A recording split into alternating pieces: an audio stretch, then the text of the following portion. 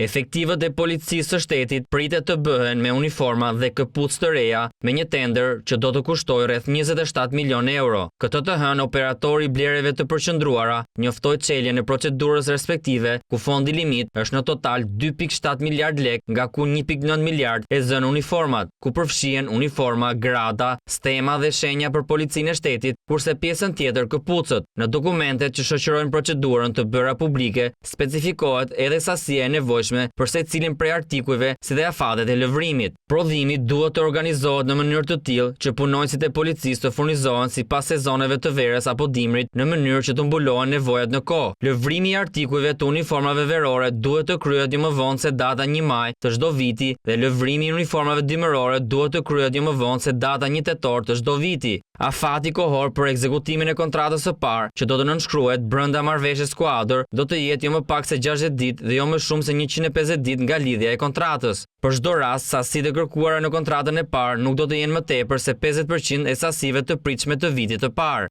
Operatori ekonomik duhet të deklarojë zyrtarisht që afati i garancisë për artikujt që do të furnizojë do të jetë 1 vit për artikujt që e kanë afatin e përdorimit 1 vit dhe të paktën 2 vjet për artikujt që e kanë afatin e përdorimit mbi 2 vjet. Operatori ekonomik fitues para fillimit të prodhimit duhet të paraqesë nga 2 modele fizike të çdo artikulli, të cilët duhet të jenë në përputhje me të gjitha kërkesat e autoritetit kontraktor. Pa miratimin e modelit nga autoriteti kontraktor, i cili është policia e shtetit, nuk duhet të fillojë prodhimi kontraktuar, në këtë rast uniforma dhe këpucë.